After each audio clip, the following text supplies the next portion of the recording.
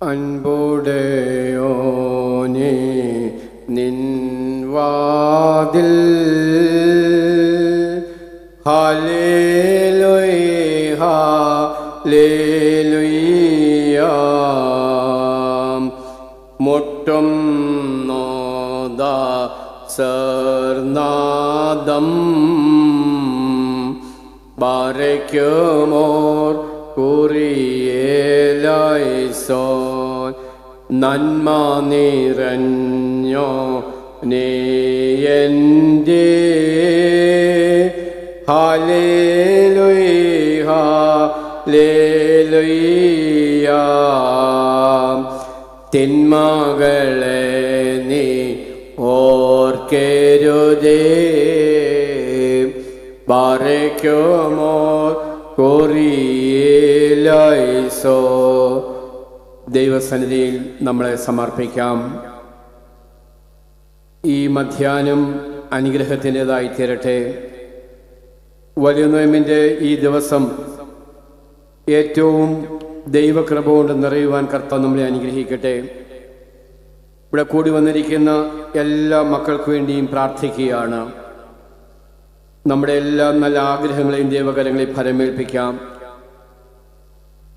വളരെ പ്രശസ്തമായ Puthuppally saint George orthodox ആഗോള തീർത്ഥാടന കേന്ദ്രത്തിൽ അല്പസമയം തിരുവചനം പഠിക്കുവാൻ ദൈവം നമുക്ക് നൽകുന്ന സാവകാശത്തിനായിട്ട് സ്തുതിക്കാം. നേതൃത്വം നൽകുന്ന എല്ലാ അഭിമന്യരായ വൈദികരെ ഓർത്ത് പ്രാർത്ഥിക്കാം. സഭയ്ക്ക് വേണ്ടി പ്രത്യേകമായിട്ട് യാചിക്കാം. വിശുദ്ധ മൂറോൻ കൂദാശയ്ക്കായി പരിശുദ്ധ ബാവ തിരുമനസ്സ് ഒരുങ്ങുകയാണ്, പ്രാർത്ഥിക്കുകയാണ്. സഭയ്ക്ക് മുഴുവനും സുഗന്ധവും വിശുദ്ധിയും പകരുന്ന അനുഭവങ്ങളായി തീരുവാൻ ഈ നോമ്പ് സഹായിക്കട്ടെ.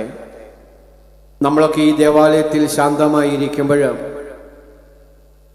പശ്ചിമേഷ്യൻ രാജ്യങ്ങളിൽ വെടിയൊച്ചകൾ കേൾക്കുകയാണ്. ഡ്രോണിൻ്റെ ശബ്ദം കേട്ട് ഞെട്ടി ഉണരുകയാണ്. ഇറാനിലും ഇസ്രയേലിലും ഗൾഫ് രാജ്യങ്ങളിലും ഒക്കെയുള്ള നമ്മുടെ പ്രിയപ്പെട്ടവർ ഉറങ്ങിയിട്ട് ദിവസങ്ങളായി. ദൈവമായ കർത്താവേ, അരക്ഷിതാവസ്ഥയെ അവിടുന്ന് കാണണമേ. യുദ്ധം എവിടെ ഉണ്ടായാലും അത് അനീതിയുടേതാണ്. യുദ്ധം എവിടെ ഉണ്ടായാലും കൊല്ലപ്പെടുന്നത് നിരപരാധികളാണ്. നമ്മളെ മാധ്യമങ്ങളിൽ യുദ്ധം കണ്ടുകൊണ്ടിരിക്കുകയാണ്. അനേക കുട്ടികൾ, അനേകം സ്ത്രീകൾ, നിരപരാധികൾ വലിയ തീപ്പന്തങ്ങളിൽ ജ്വലിച്ച് തീരുകയാണ്. നിരപരാധികളായ എല്ലാ കുരുന്നുകളെയും ഓർത്ത് പ്രാർത്ഥിക്കാം. ലോക നേതാക്കന്മാർക്ക് സദ്ബുദ്ധി ഉണ്ടാകണമേ. നമ്മുടെ ഈ ബലഹീനമായ പ്രാർത്ഥനകൾ യുദ്ധം സമാപിക്കുന്നതിന് വേണ്ടി നമുക്ക് കണ്ണീരോടെ പ്രാർത്ഥിക്കാം. പശ്ചിമേഷ്യൻ രാജ്യങ്ങളിലെ യുദ്ധമെങ്കിലും ഇറാനിലും ഇസ്രയേലിലുമാണ് യുദ്ധമെങ്കിലും നമ്മളും അതിൻ്റെ ഭീകരത അനുഭവിക്കുകയാണ്. ഗ്യാസ് കിട്ടാതെ പോകും, വാഹനങ്ങൾ ഓടിക്കുവാൻ പെട്രോൾ ഇല്ലാതെ പോകും. തുടർന്നുണ്ടാക്കാവുന്ന പ്രത്യാഘാതങ്ങളൊക്കെ നമുക്ക് ഓർക്കുവാൻ കഴിയുകയില്ല. അങ്ങനെയുള്ള അവസ്ഥകളിലേക്കൊന്നും പോകാതിരിക്കുവാൻ ഈ പരിശുദ്ധ ദേവാലയത്തിൽ ഇവിടെ വന്നിരിക്കുന്ന എല്ലാവരും പ്രാർത്ഥിക്കണം. കർത്താവ് നമ്മളെ അനുഗ്രഹിക്കട്ടെ. ഇവിടെ പ്രാർത്ഥിക്കുവാനായി വരുന്ന എല്ലാ പ്രിയപ്പെട്ടവരെയും വിശുദ്ധ ഗീവർഗീസ് മധ്യസ്ഥതയാൽ വാഴുകളോട് നിറക്കട്ടെ. നമ്മുടെ കുഞ്ഞുങ്ങൾക്ക് വേണ്ടി പ്രാർത്ഥിക്കാം. പഠിക്കുന്ന, പരീക്ഷ എഴുതുന്ന എല്ലാ കുഞ്ഞുങ്ങളും കർത്താവ് അനുഗ്രഹിക്കട്ടെ. വിദേശത്തൊക്കെ കഴിയുന്ന നമ്മുടെ പ്രിയപ്പെട്ടവരെ കർത്താവ് വാഴ്ത്തട്ടെ. കുറവുകൾ ഓർക്കരുതേ, ബലഹീനതകൾ ക്ഷമിക്കണമേ, തെറ്റുകൾ പരിഹരിക്കണമേ. പിതാവിൻ്റെയും പുത്രൻ്റെയും ജീവനുള്ള പരിശുദ്ധ റൂഹായുടെയും മഹത്വത്തിനായിട്ട് തന്നെ ആമീൻ. ത്രിയേക ദൈവത്തിൻ്റെ വന്യതിരുനാമം മഹത്വപ്പെടുമാറാകട്ടെ. ഈ പരിശുദ്ധ ദേവാലയത്തിൻ്റെ രണ്ട് സൈഡിലും മധ്യഭാഗത്തായിട്ടും ഇരുന്ന് തിരുവചനം ശ്രദ്ധിക്കുന്ന എല്ലാ പ്രിയപ്പെട്ടവരുമേ, ഈ ഇടവകയുടെ വികാരി വളരെ പ്രിയപ്പെട്ട ആൻഡ്രൂസ് അച്ഛൻ, സഹവികാരിമാരായ കുര്യാക്കോസ് ഏലിയാസ് അച്ഛൻ, വർഗീസ് കുര്യാക്കോസ് ബേബി അച്ഛൻ, വർഗീസ് മാത്യു അച്ഛൻ, ഇടവകയുടെ ഭരണസമിതി അംഗങ്ങൾ, ഈ വേദപഠനത്തിൽ പങ്കുചേരുന്ന വിശ്വാസ സമൂഹമേ, എല്ലാവർക്കും സ്നേഹ ആദരവ് ഞാൻ സമർപ്പിക്കുകയാണ്. വലിയ നോയമ്പിൻ്റെ ഒരു ധ്യാനമായതുകൊണ്ട് ആമുഖവാക്കുകളെല്ലാം ഒഴിവാക്കുകയാണ്. ഈ പ്രഭാതത്തിൽ നമുക്ക് ഒരു വേദഭാഗം പഠിക്കാം. ഈ പങ്കിടുന്ന വേദഭാഗം ഞാൻ ഓർപ്പിച്ചതുപോലെ ഒരു യുദ്ധത്തിൻ്റെയും ഇപ്പോഴത്തെ സാമൂഹിക പരിസ്ഥിതിയുടെയും മാധ്യമങ്ങളുടെയൊക്കെ പശ്ചാത്തലത്തിലായിരിക്കും എന്ന് പ്രത്യേകമായിട്ട് ഓർപ്പിക്കുകയാണ്. തെരഞ്ഞെടുത്തിരിക്കുന്ന വേദഭാഗം യോവേൽ പ്രവചന ഗ്രന്ഥമാണ്. യോവേൽ പ്രവചനം നമുക്കറിയാം വേദപുസ്തകത്തിലെ 29ാമത്തെ ഗ്രന്ഥമാണ്. യോവേൽ പ്രവാചകന്റെ പുസ്തകത്തിന് തൊട്ട് മുമ്പിലുള്ളതാണ് ഹോശേയ പ്രവാചകന്റെ പുസ്തകം. യോവേൽ പ്രവചനം കഴിയുമ്പോഴാണ് ആമോസിന്റെ പുസ്തകം. യോവേൽ പ്രവചനത്തിൽ 3 അധ്യായങ്ങൾ മാത്രമേ ഉള്ളൂ. വളരെ ശാന്തമായി നമ്മൾ ഈ പുസ്തകം കണ്ടുപിടിക്കണം. 865 പേജിൽ നിന്നുമാണ് ഞാൻ വായിക്കുവാൻ ആഗ്രഹിക്കുന്നത്. ഈ പ്രഭാതത്തിൽ നമ്മളൊരു വേദഭാഗം പഠിക്കുന്നത് കൊണ്ടാണ് ഈ പേജ് നമ്പറൊക്കെ ഞാൻ പറഞ്ഞത്. 865 പേജിലാണ് 2ാമത്തെ അധ്യായം അവതരിപ്പിക്കുന്നത്. വേദപുസ്തകം എടുത്തിട്ടുണ്ടെങ്കിൽ നമുക്ക് ഒരുമിച്ച് വായിക്കാം. 12ഉം 13ഉം വാക്യങ്ങൾ വായിച്ചിട്ട് 12ാമത്തെ വാക്യത്തിലെ ഒരു ഭാഗമാണ് വിശദീകരിക്കാൻ ആഗ്രഹിക്കുന്നത്. വേദപഠനം നോമ്പല് എന്ന് പറയുമ്പോൾ നമ്മൾ വേദഭാഗം വായിക്കാൻ കൂടി സമയം കണ്ടെത്തേണ്ടതായിട്ടുണ്ട്. നമുക്കൊരുമിച്ച് വേദഭാഗം വായിക്കാം. യോവേൽ പ്രവചനം 2ാമത്തെ അധ്യായം 12ഉം 13ഉം വാക്യങ്ങൾ. നിങ്ങൾ പൂർണ്ണ ഹൃദയത്തോട് ഉപവാസത്തോടും കരച്ചിലോടും വിലാപത്തോടും കൂടെ എങ്കിലേക്ക് തിരിയുവീൻ എന്ന് യഹോവയുടെ അരുളപ്പാട്. വസ്ത്രങ്ങളെയല്ല, ഹൃദയങ്ങളെ തന്നെ കീറി നിങ്ങളുടെ ദൈവമായ യഹോവയുടെ അടുക്കലേക്ക് തിരിയുവീൻ.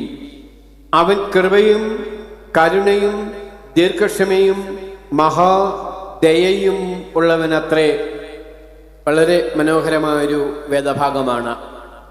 നമ്മൾ ആരെങ്കിലും എന്തിനാണ് നോമ്പ് നോക്കുന്നതെന്ന് ചോദിച്ചാൽ അതിന് ഉത്തരം ഇവിടെയുണ്ട്. പാതി നോമ്പ് കഴിഞ്ഞ് എന്തിനാണ് ദീർഘമായ പ്രാർത്ഥനയിലൂടെ കടന്നു പോകുന്നത്? ഉത്തരം ഇവിടെയുണ്ട്. എവിടെയാ? യോവേൽ പ്രവചനം 2ാം അധ്യായം 12ഉം 13ഉം വാക്യങ്ങളാണ്.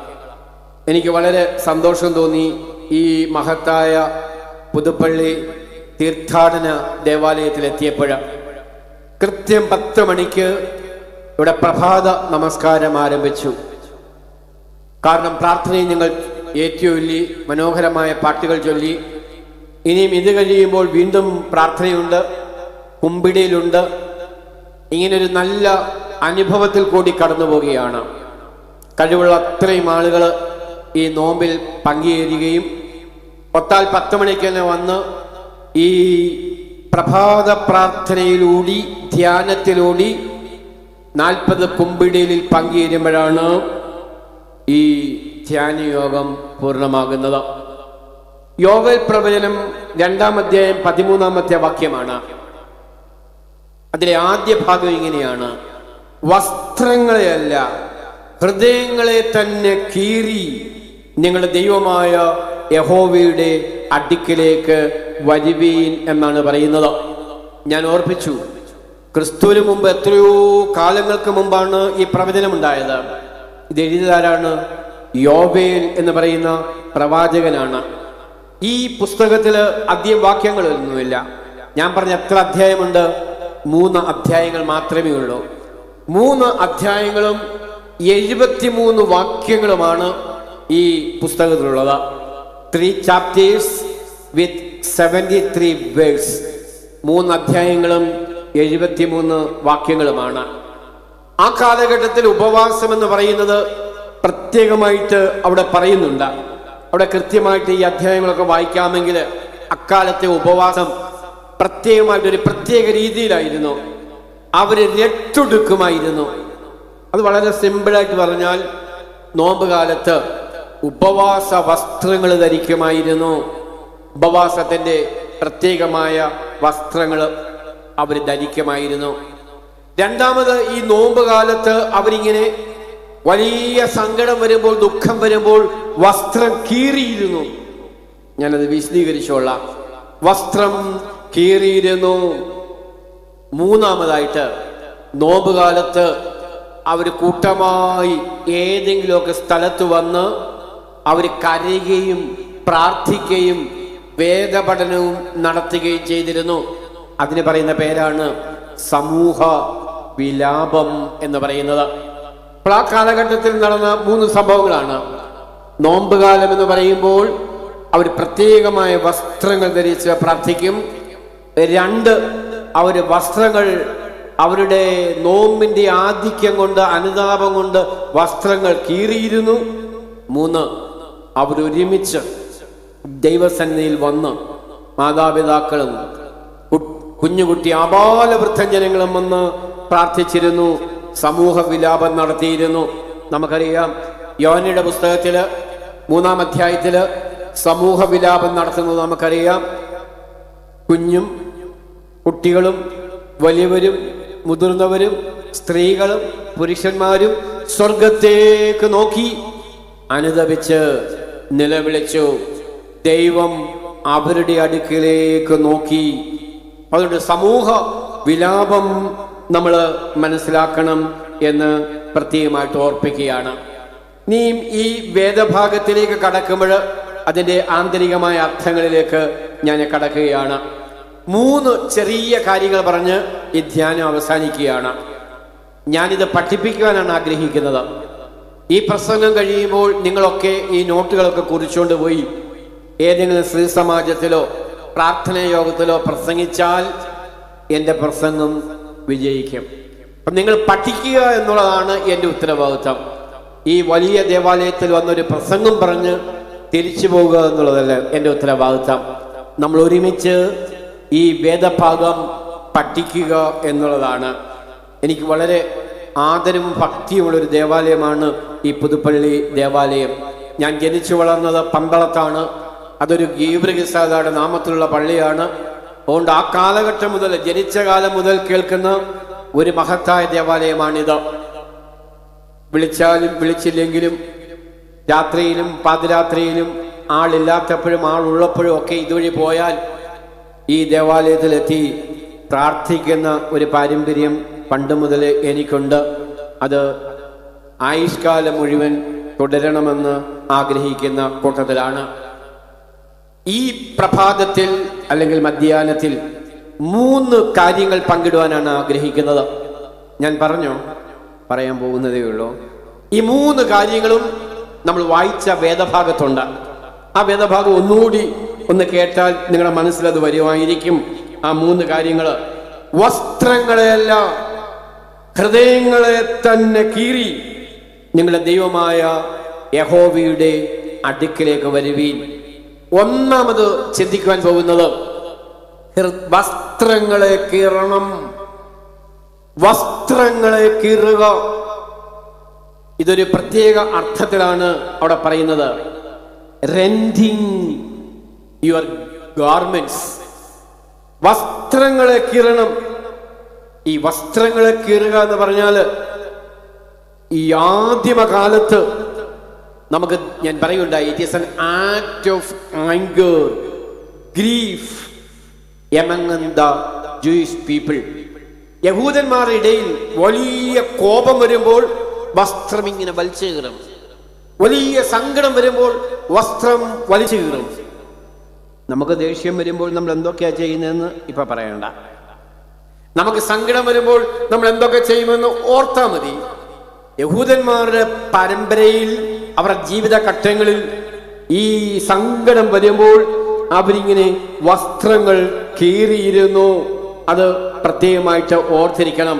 അതെന്തിനാന്ന് ചോദിച്ചാൽ, വസ്ത്രം കീറുക അതിൻ്റെ അർത്ഥം വിലാപത്തിൻ്റെതാണ്, അഗാധമായ ദുഃഖത്തിൻ്റെതാണ്, കടുത്ത കോപത്തിൻ്റെതാണ്.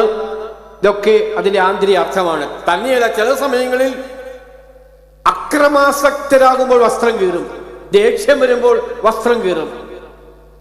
ഒക്കെ ഈ യഹൂദ പാരമ്പര്യത്തിലാണെങ്കിലും ചെറുതായിട്ടൊക്കെ നമ്മുടെ ഇടയിലുമുണ്ട്. അതെങ്ങനെയാണ് ഈ വസ്ത്രം കീറുന്നതെന്നുള്ളത് പറഞ്ഞിട്ട് വേദപുസ്തകത്തിൽ വസ്ത്രം കീറുന്നതിന്റെ അർത്ഥം ഞാൻ പറയാം. വസ്ത്രം കീറുക എന്ന് പറയുമ്പോൾ അവർ വെറുതെ അല്ല കീറുന്നത്, ഇതൊരു ആചാരമാണ്, ഒരു അനുഷ്ഠാനമാണ്. പുതുപ്പള്ളിയിൽ എത്രയോ ആചാരങ്ങളുണ്ട്, എത്രയോ അനുഷ്ഠാനങ്ങളുണ്ട്. ചില സ്ഥലങ്ങൾ അതില്ല. കോഴിയെ വെട്ടി പെരുന്നാളിൽ നമ്മളിങ്ങനെ കഴിക്കും. ഇതിവിടെ പരമ്പരാഗതമായുള്ള ആചാര അനുഷ്ഠാനമാണ്. ഓർക്കണം, ഓരോ സ്ഥലത്തും അങ്ങനെയുണ്ട്. ഓരോ വീട്ടിലും പ്രത്യേകമായ അനുഷ്ഠാനങ്ങളും ആചാരങ്ങളുമുണ്ട്. ഇവിടെ ഇത് വസ്ത്രങ്ങളെ കീറുന്ന ഒരു പാരമ്പര്യം അക്കാലത്തുണ്ടായിരുന്നു. അവരെങ്ങനെയാ കീറുന്നതെന്ന് ചോദിച്ചു കഴിഞ്ഞാൽ, അവർ നിൽക്കുമ്പോൾ മാത്രമേ വസ്ത്രം കീറുകയുള്ളൂ. ഏത് വസ്ത്രം എവിടെയാണ് കീറുന്നത്? അവർ കീറിക്കൊണ്ടിരുന്നത് ഒരു വസ്ത്രത്തിന്റെ അടിവശമോ പുറകുവശമോ ഒന്നും അല്ലായിരുന്നു. വസ്ത്രം കീറുന്നത് വളരെ പ്രധാനപ്പെട്ടതാണ്. ഈ പറയുന്നത് വസ്ത്രം കീറുന്നത് ഹൃദയം ഇരിക്കുന്ന ഭാഗമാണ് കീറുന്നത്. അതെവിടെയാണ്? വലതുവശത്താണോ? ഇടതുവശത്താണ് ഹൃദയം ഇരിക്കുന്നത്. അതെനിക്കറിയാം, കാര്യം എൻ്റെ ഹൃദയം കീറിയിട്ടുള്ളതാണ്. അപ്പം ഈ വസ്ത്രം അവർ കീറുന്നത്, അവര് ഹൃദയം ഇരിക്കുന്ന അവരുടെ ഇടത് ഭാഗം കീറും. എങ്ങനെ കീറുന്നറിയാമോ? അവർക്ക് ഇഷ്ടമുള്ള രീതിയിൽ കയറാൻ പറ്റത്തില്ല. മുകളിൽ നിന്ന് താഴേക്ക് കീറും. 1 കിലോമീറ്റർ നീളത്തിലൊന്നും കീറത്തില്ല. അവർ കീറുന്നത് അല്പം, ഒരു കയ്യുടെ വീതിയിൽ 5, 6, 7 സെന്റിമീറ്റർ താഴേക്ക് വലിച്ചു കീറും. മനസ്സിലായോ?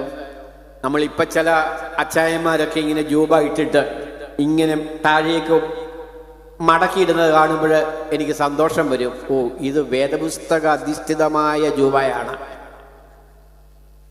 കൊള്ളാം. അത് അച്ചായന്മാര് മാത്രമല്ല, ചേച്ചിമാരുടെ ചുരിദാറിന്റെ ഈ സൂത്രവും ഇങ്ങനെ അഴിച്ചിട്ടേക്കണ കാണാം. അപ്പൊ ഞാൻ വിചാരിക്കും, ഓ, ഇത് വളരെ യോബേൽ പ്രവാചകന്റെ അതേ ആത്മാവിനെ ഉൾക്കൊണ്ടുകൊണ്ട് വസ്ത്രം കീറിയിരിക്കുകയാണ്. നീ പോയി ആരും വഴക്കൊന്നും ഉണ്ടാക്കരുത് കേട്ടോ. അപ്പൊ അതുകൊണ്ട് പെട്ടെന്ന് ഓർക്കാൻ വേണ്ടിയാണ്, ഇതാണ് വസ്ത്രങ്ങൾ അവർ കീറുക. ഇത് കണ്ടിട്ടാണ് യോബേൽ പ്രവാചകൻ പറയുന്നത്, ഈ വസ്ത്രങ്ങൾ കീറുന്നതല്ല, ബാഹ്യമായ അനുഷ്ഠാനമല്ല ഇവിടെ വേണ്ടത്. നിങ്ങളുടെ ബാഹ്യമായ ആചാരങ്ങളും അനുഷ്ഠാനങ്ങളും അപ്രസക്തം. നോമ്പ് കാലത്ത് ഹൃദയഭാഗം തുറന്നു കാണിക്കുന്നതല്ല, ഹൃദയഭാഗത്തെ വസ്ത്രം കീറി കാണിക്കുന്നതല്ല, ഹൃദയത്തെ തന്നെ കീറണം, ഹൃദയത്തെ കീറണം. ഇതാണ് അവിടെ പറയുന്നത്. അതുകൊണ്ട് ഹൃദയത്തെ കീറുന്നത് രണ്ടാമത്തെ ഭാഗത്ത് ഞാൻ പറയുന്നതായിരിക്കും. ഇവിടെ വസ്ത്രങ്ങളെ കീറുക, അതിലെ വലിയ വേദശാസ്ത്രത്തിലേക്ക് ഞാൻ കടക്കുന്നില്ല.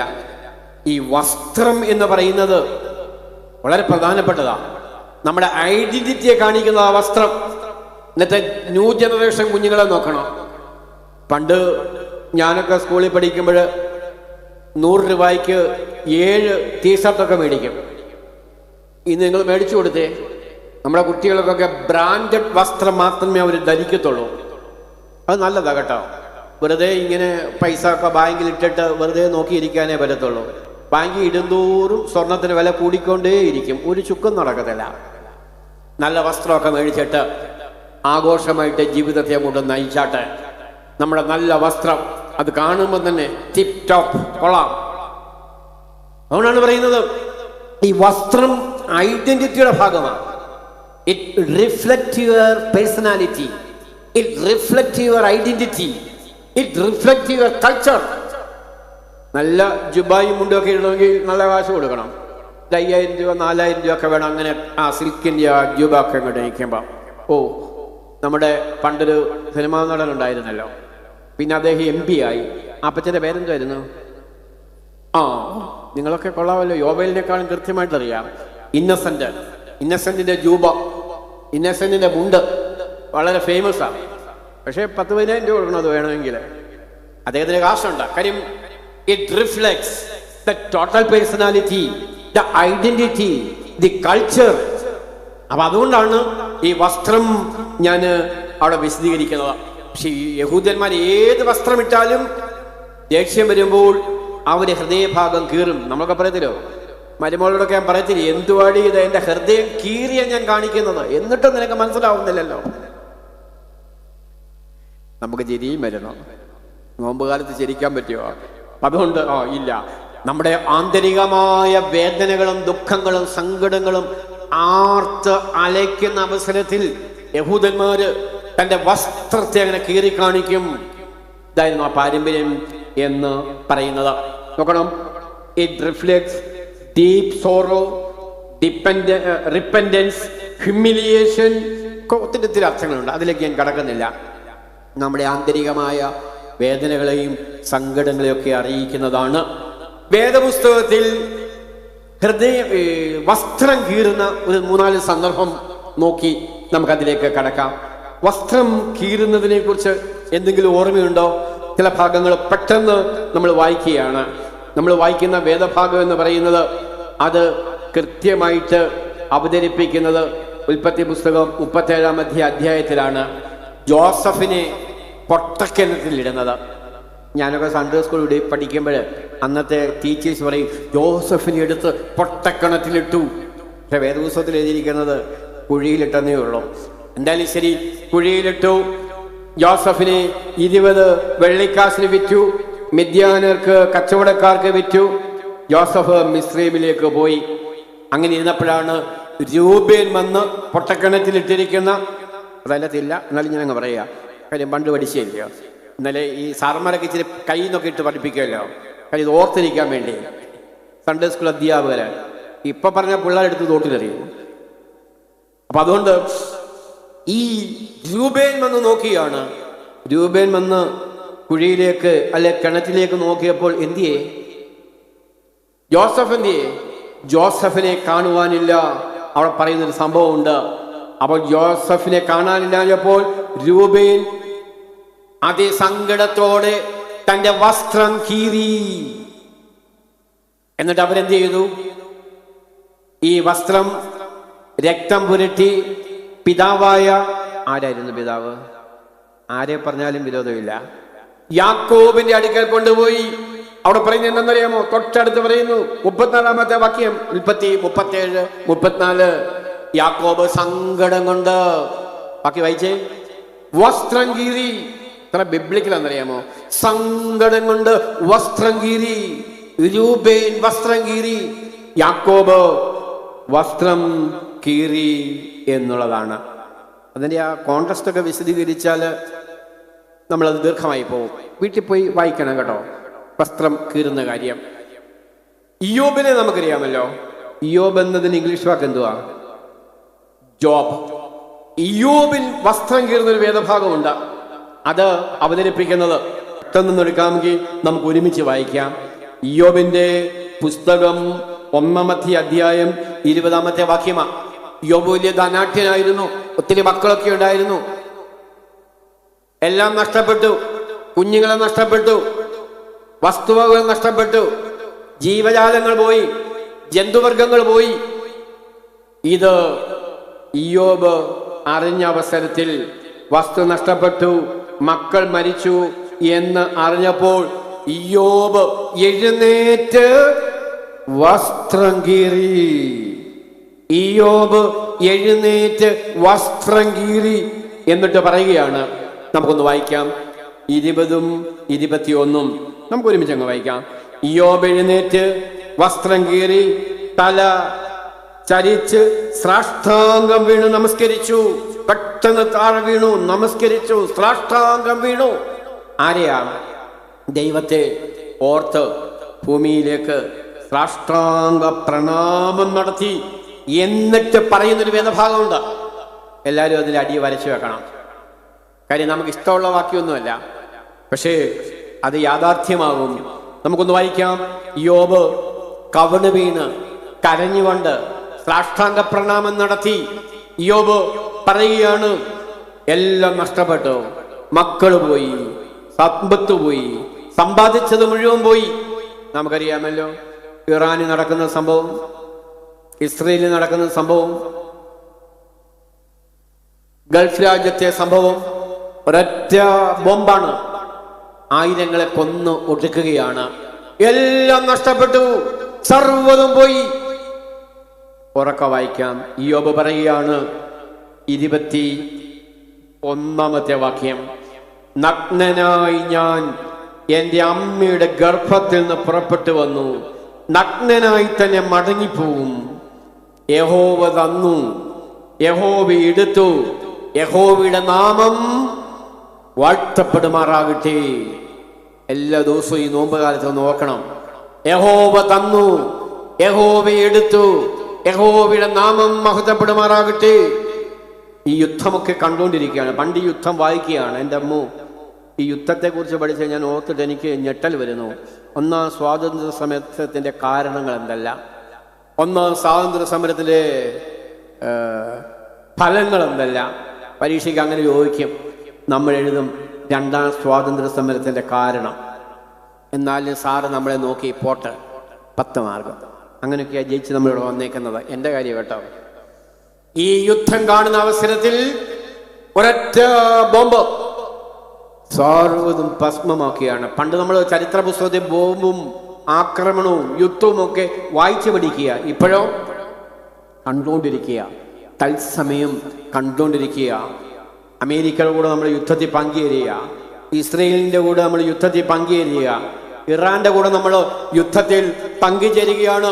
സർവ്വതും നഷ്ടപ്പെടുമ്പോൾ അവർ പറയുന്നു. അപ്പൊ യോബിന്റെ സാക്ഷ്യമാണ് ഇപ്പോൾ ലോകത്ത് നടക്കുന്നത്. യഹോവ തന്നു, യഹോവ എടുത്തു, യഹോവയുടെ നാമം മഹത്വപ്പെടുമാറാട്ടെ. നമുക്കിത് മാറ്റി പറയാം. ദൈവം തന്നു, ദൈവം എടുത്തു, ദൈവത്തിന്റെ നാമം മഹത്വപ്പെടുമാറാകട്ടെ. വലിയ സങ്കടങ്ങളിൽ, വേദനകളിൽ, ദുഃഖങ്ങളിൽ അത് പറയുവാനായിട്ട് കഴിയുമോ? വീണ്ടും 2 സംഭവം കൂടി പറഞ്ഞ് അതിനെ അവസാനിപ്പിക്കുകയാണ്. അത് വളരെ പ്രധാനപ്പെട്ടതാണ്. അതെന്ന് പറയുന്നത് ശമൂവേൽ പ്രവാചകന്റെ 2-ാമത്തെ പുസ്തകം 1-ാം അധ്യായം 11-ാമത്തെ വാക്യമാണ്. അതിന്റെ വിവരണങ്ങളിലേക്ക് കടക്കുന്നില്ല.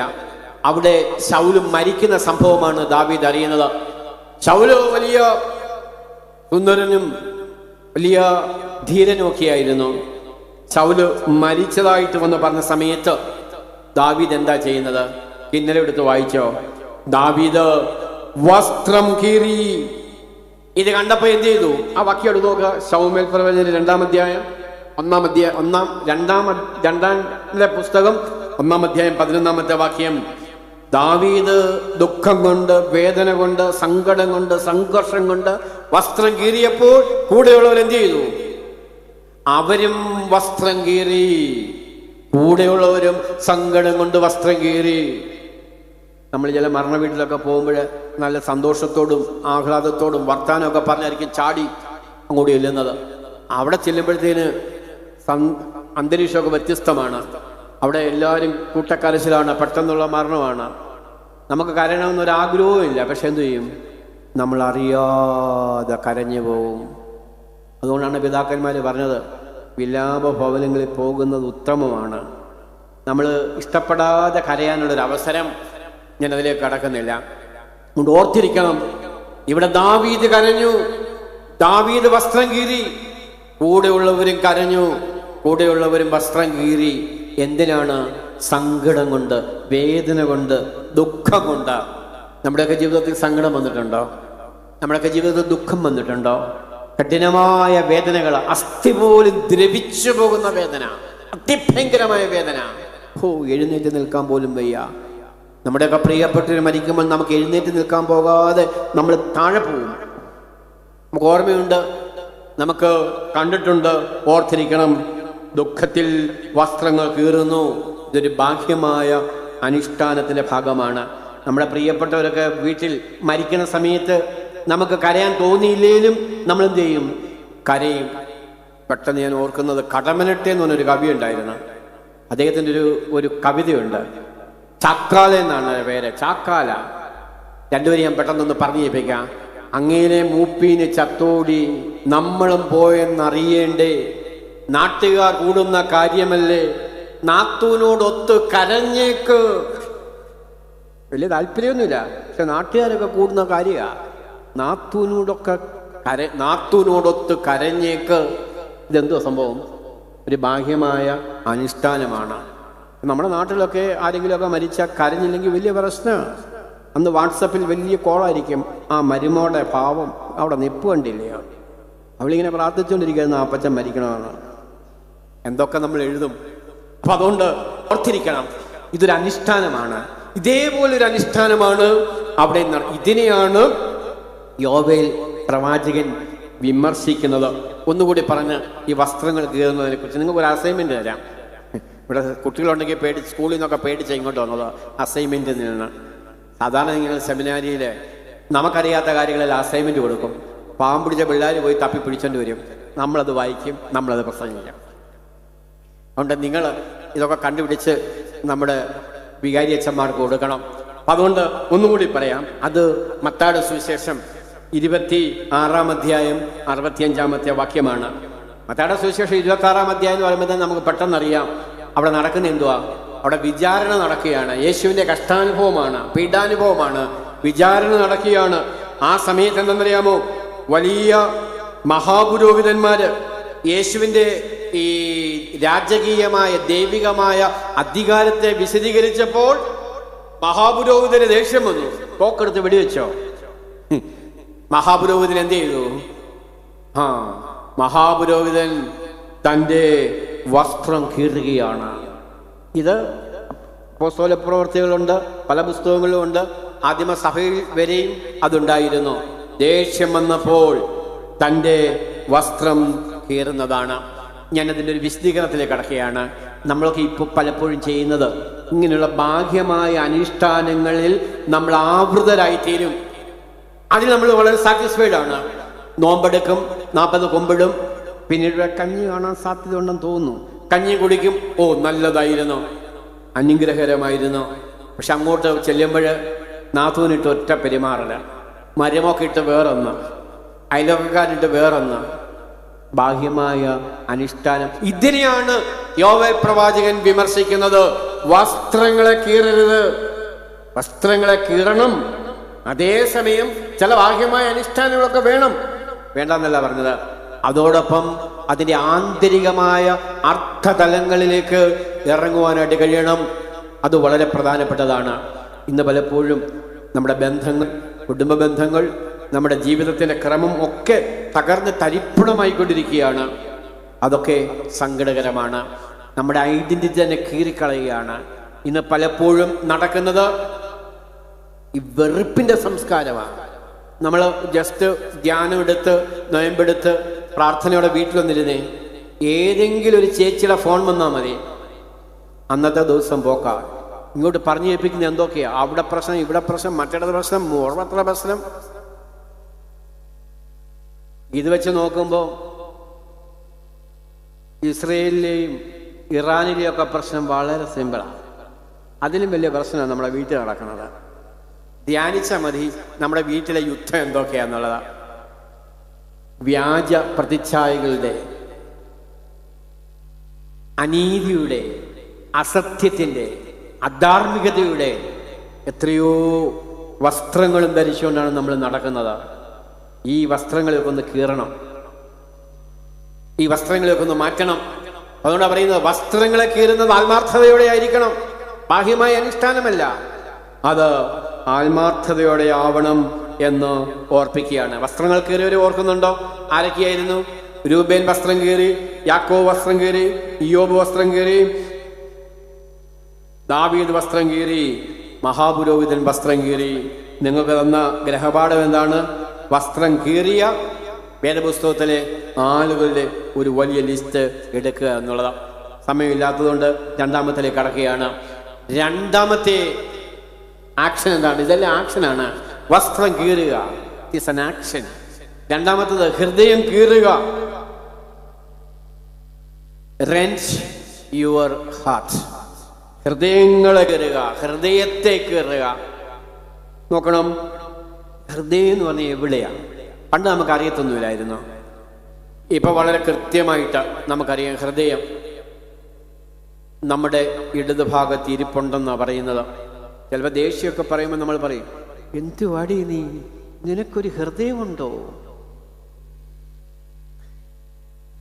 കോട്ടയത്തു നിന്ന് എൻ്റെ സ്ഥലം പന്തളമാണ്. അങ്ങനെ അടൂര് കൊട്ടാരക്കരയോട്ട് പോകെങ്കിൽ 2 സൈഡിലും വലിയ കട്ടൗട്ട് കാണാം. ഈ കോവിഡ് വന്നതിന് ശേഷം കേരളത്തിൽ വളർന്നത് 2 പ്രസ്ഥാനങ്ങളാണ്. ഒന്ന് കാർഡിയോളജി ആശുപത്രികളാണ്. ഇപ്പോഴത്തെ പ്രധാന പ്രശ്നം ഹൃദയ പ്രശ്നം, ലങ്സിൻ്റെ പ്രശ്നം, വൃക്ക പ്രശ്നം, ക്യാൻസർ പ്രശ്നം. അപ്പം ഞാൻ കണ്ട ഈ കാർഡിയോളജി ആശുപത്രിയുടെ പേര് ചോദിക്കരുത് കേട്ടോ. ഒരു വാചകം എങ്ങനെയാണ്, ഹൃദയം നന്നായാൽ എല്ലാം നന്നാവും. പോയി മരുമോളിലൊക്കെ പറയരുത്, എടി അച്ഛൻ ഇങ്ങനെയാ പറഞ്ഞത്, ഹൃദയം നന്നായാൽ എല്ലാം നന്നാവും. വേറെ പരസ്യം എങ്ങനെയാ, ഹൃദയം നന്നായാൽ നാട് നന്നാവും. ഒരാശുപത്രിയുടെ പരസ്യമാണ്. ഇനി പോകുമ്പോഴിങ്ങനെ സൈഡൊക്കെ നോക്കണം, അതെങ്ങനെയാ മൊബൈലും കുത്തിക്കൊണ്ട കാറിലിരിക്കുന്നത്, പിന്നെ ഇങ്ങനെ അയലോക്കത്ത് നടക്കുന്നത് കാണുന്നത്. ഹൃദയം നന്നായാൽ നാട് നന്നാവും. ഇവിടെ എന്താ ഹൃദയം എന്ന് പറയുന്നത്? ഹൃദയം, ഹാർട്ട് എന്ന് പറയുന്നത് സെന്റർ ഓഫ് തോട്ട്, ചിന്തകളുടെ കേന്ദ്രമാണ്. The seat of will and decision, തീരുമാനങ്ങൾ എടുക്കുന്നത് ഹൃദയത്തിൽ നിന്നാണ്. തന്നെയല്ല, the place of moral reflection, ധാർമ്മികമായ പ്രതിഫലനങ്ങളൊക്കെ ഹൃദയത്തിൽ നിന്നാണ് വരുന്നത്.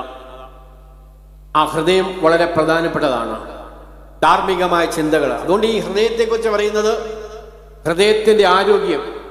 ഞങ്ങളുടെ നാട്ടിലൊക്കെ നേരം വെളുത്ത് 4 മണിക്ക് എഴുന്നേൽക്കുമ്പോഴേ ആൾക്കാർ നടക്കാൻ പോവാ. എന്തിനാ നടക്കാൻ പോകുന്നത്? വീട്ടിൽ കിടന്നിട്ട് ഉറക്കം വരുന്നില്ല, എന്നാൽ പിന്നെ നടന്നേക്കാം. കാര്യം ജീവിക്കണമെന്ന് ആഗ്രഹമുണ്ട്, ജീവിക്കണമെന്ന് കൊതിയുണ്ട്. ഈ ഹാർട്ടിൻ്റെ വള്ളി ഇരിക്കുന്നത് എവിടെയാണെന്നറിയാമോ? ഞരമ്പ്, അത് ഈ കാലയില. കാലിലെ ഞരമ്പുകൾ ഇങ്ങനെ അയയണം, ആയാസമുണ്ടാവണം. അതാണ് പമ്പ് ചെയ്യുന്നത് ഹൃദയത്തിലേക്ക്. അതുകൊണ്ട് തന്നെ രാവിലെ നടക്കാൻ പോകുന്നത്. നിങ്ങളുടെ ഹൃദയത്തിൻ്റെ ആരോഗ്യം ഇരിക്കുന്നത് കാലിലെ ഞരമ്പുകളിലാണ്. അതുകൊണ്ട് പോത്തുപോണൊക്കെ കിടന്ന അച്ചായന്മാരെയൊക്കെ കുത്തി ഇറക്കി വിടണം കേട്ടോ. ഇവിടെ കിടന്നിട്ടും പ്രയോജനമില്ല, പോയി നടന്നിച്ച് വരട്ടെ. അതുകൊണ്ട് ഓർത്തിരിക്കണം, ഈ കാലിലെ ഞരമ്പുകളുടെ ആയാസം ആരോഗ്യത്തിനാണ്. അതുകൊണ്ട് ഹൃദയം എന്ന് പറയുന്നത് നമ്മുടെ ടോട്ടൽ പേഴ്സണാലിറ്റിയാണ്, നമ്മുടെ ജീവിതത്തിൻ്റെ വലിയ ആകത്തുകയാണ്. അതുകൊണ്ട് ഹൃദയം എന്ന് പറയുന്നത് ഇവിടെ പഠിപ്പിക്കുന്നത് എങ്ങനെയാണ്? നിങ്ങളുടെ ഹൃദയം മുറിക്കപ്പെടണം, ആന്തരികമായ രൂപാന്തരം ഉണ്ടാവണം, ആന്തരികമായ മാറ്റമുണ്ടാവണം. ഇന്ന് ഹൃദയത്തിന് എന്തൊരു ചികിത്സയുള്ളതെന്നറിയാമോ? അങ്ങോട്ട് ചെല്ലുമ്പോഴും നമ്മൾ പറയും ആൻജിയോഗ്രാം ചെയ്യാം, എന്നിട്ട് പറയും ആൻജിയോപ്ലാസ്റ്റ് ചെയ്തേക്കാം, 3 ബ്ലോക്ക്, ഒരെണ്ണം 95 മേല. ജീവിക്കണോ? കാശില്ലെന്ന് പറഞ്ഞിട്ട് വല്ല കാര്യമുണ്ടോ? ആൻജിയോപ്ലാസ്റ്റ്, ചിലർക്ക് ബൈപ്പാസ്, ചിലർക്ക് ഓപ്പൺ ഹാർട്ട്, ചിലർക്കോ ഹൃദയം തന്നെ എടുത്ത് ഇങ്ങോട്ട് മാറ്റി വെക്കും, ഹൃദയം തന്നെ എടുത്ത് മാറ്റിത്തരും. പക്ഷെ ഇതൊക്കെ നിലനിൽക്കണമെങ്കിൽ ദൈവത്തിൻ്റെ ഒരു കൃപ വേണം കേട്ടോ. ആശുപത്രിയുടെ തൊട്ട് താഴെ താമസിച്ചെന്ന് പറയുന്നിട്ട് കാര്യമൊന്നുമില്ല. കൃത്യസമയത്ത് നല്ല ആശുപത്രി ചെല്ലണം, അവിടെ ഡോക്ടർ ഉണ്ടായിരിക്കണം, അവിടെ കറണ്ട് ഉണ്ടായിരിക്കണം, പല പല കാര്യങ്ങൾ അതിനകത്ത് ചേർന്ന് നിൽക്കുന്നത്. ഓർത്തിരിക്കണം, ഈ ഹൃദയമാണ് മനുഷ്യന്റെ എല്ലാ ധാർമ്മികതയെയും സന്മാർഗികതയെയും ജീവിതത്തെയും വിശുദ്ധിയെയും നിയന്ത്രിക്കുന്ന ഘടകം. അതുകൊണ്ട് നമ്മൾ പ്രാർത്ഥിക്കുന്നത്, നിർമ്മലമായൊരു ഹൃദയം എന്നിൽ സൃഷ്ടിച്ച്. എന്തൊരു ഹൃദയം അത്? എന്തൊരു ഹൃദയമാണ്? നിർമ്മലമായൊരു ഹൃദയം. നിർമ്മലയുടെ ഹൃദയമല്ല, നിർമ്മലമായ ഹൃദയം. അതിൻ്റെ അർത്ഥം എന്തുവാ? വിശുദ്ധമായ, സംശുദ്ധമായ ഒരു ഹൃദയം എന്നിൽ സൃഷ്ടിച്ച് സ്ഥിരതയുള്ളൊരു ജീവിതത്തെ എനിക്ക് നൽകണമേ, ആത്മാവിനെ എനിക്ക് നൽകണമേ. ഹൃദയം വീക്കായാൽ നമ്മൾ തന്നെ സ്വപ്നങ്ങൾ നഷ്ടപ്പെടും. നമ്മുടെ തന്നെ വലിയ വലിയ ധൈര്യം നഷ്ടപ്പെടും. അതിൻ്റെ ഒന്നും കാര്യമില്ല കേട്ടോ. ഹൃദ്രോഗമുള്ളവർ മരുന്ന് കഴിക്കുന്നവരാണ്. പക്ഷെ മരുന്ന് കൃത്യമായിട്ട് കഴിക്കണം, ബ്ലോക്കൊന്നും ഉണ്ടാവത്തില്ല. അതുകൊണ്ട് കൃത്യമായിട്ട് ഹൃദയം, ഒരു പരസ്യം കൂടെ എൻ്റെ മനസ്സിൽ വരുന്നു. അതിങ്ങനെ എഴുതിയിരിക്കുന്നത്, അത് ഞാൻ ശാസ്താംകോട്ടയുടെ പോയപ്പോൾ കൊല്ലത്തെ ഒരു ഹാർട്ട് ആശുപത്രിയുടെ പരസ്യമാണ്. ആ വലിയ വട്ടൗട്ട്, എന്നിട്ടൊരു ആശുപത്രിയുടെയൊക്കെ പരസ്യം കൊടുത്തിട്ട് പറഞ്ഞിരിക്കുകയാണ്, അല്ല അടി വലിയ വെണ്ടക്ക അക്ഷരത്തിൽ എഴുതി വെച്ചിരിക്കുകയാണ്. കേൾക്കണോ? ഇതുവഴി വന്നാൽ ബ്ലോക്ക് മാറ്റാം, ഇതുവഴി വന്നാൽ ബ്ലോക്ക് മാറ്റാം. വെറുതെ പോയാൽ പറ്റത്തില്ല. ഒരു 4 ലക്ഷം രൂപയും കൊണ്ട് പോകണം. നമ്മളിങ്ങനെ വെറുതെ ഒരു സോഡ നാരങ്ങ വെല്ലം പോലും കുടിക്കാതെ നമ്മളിങ്ങനെ സൂക്ഷിച്ച് വെക്കും. പുതുപ്പള്ളി വന്നാൽ 10 രൂപ ഇടും, 5 രൂപ ഇല്ലാത്തതുകൊണ്ട് പിന്നെ 10 ഇടും. ഞാനും അങ്ങനെ കേട്ടോ. പക്ഷേ അവസാനം എന്ത് ചെയ്യും? ബ്ലോക്ക് മാറ്റാൻ പോകും. ഇതുവഴി വന്നാൽ ബ്ലോക്ക് മാറ്റാം. നമ്മളീ പലരും ഈ ബ്ലോക്കുകൾ സൃഷ്ടിക്കുന്നവരാ. വീട്ടിൽ ബ്ലോക്ക്, നാട്ടിൽ ബ്ലോക്ക്, പള്ളി ബ്ലോക്ക്, എവിടെയൊക്കെ പോകുന്നു അവിടെ എല്ലാം ബ്ലോക്ക്. ഇതാ ഇന്നത്തെ സംസ്കാരം. വെറുപ്പിന്റെയും തിന്മയുടെയും ധിക്കാരത്തിന്റെയും ഹന്തയുടെയും പുങ്കിന്റെയും സംസ്കാരം. ഒരു മനുഷ്യനോട് ഒന്ന് ചോദിക്കാൻ പറ്റും, അപ്പച്ച എന്തുണ്ട് വിശേഷം? ചാടിക്കടിക്കാൻ വരും. നിങ്ങളുടെ വീട്ടിലെ കൊച്ചു പിള്ളേരുണ്ടോ? 6 വയസ്സും 4 വയസ്സൊക്കെ ഉള്ള പിള്ളേർ സെറ്റ്.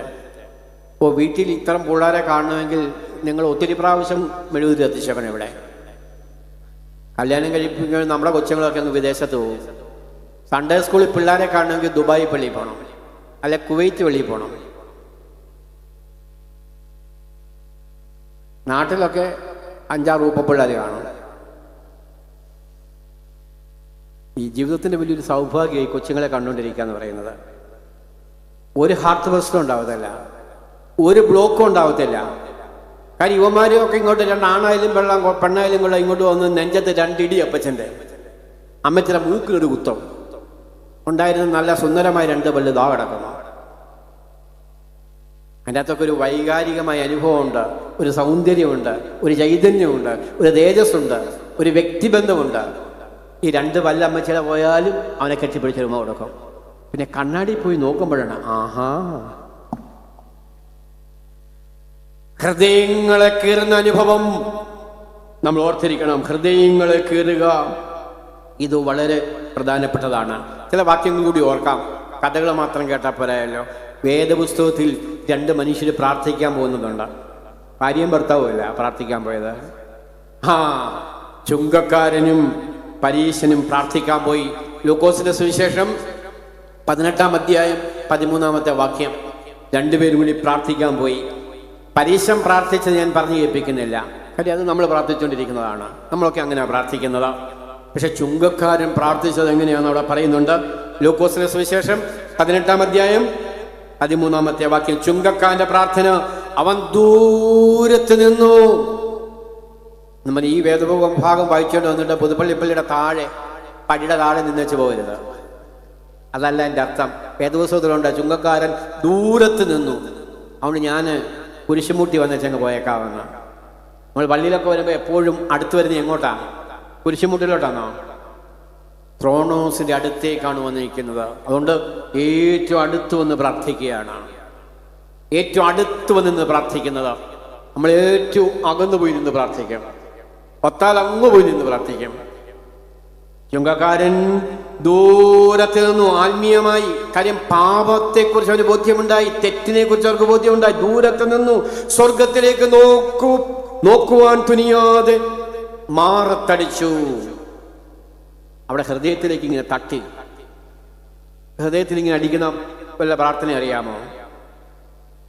എൻ്റെ ജീവിതത്തിൽ എപ്പോഴും ഹൃദയത്തിൽ അടിക്കുക.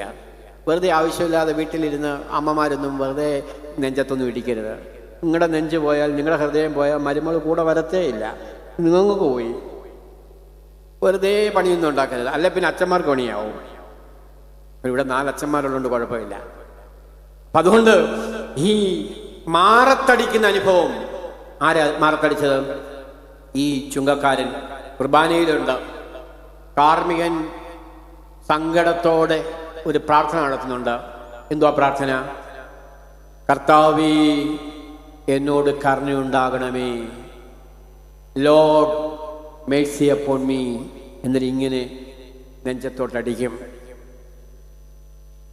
അപ്പൊ എല്ലാവരും ഉത്തരം പറയും. എന്തോ ഉത്തരം പറയുന്നത്?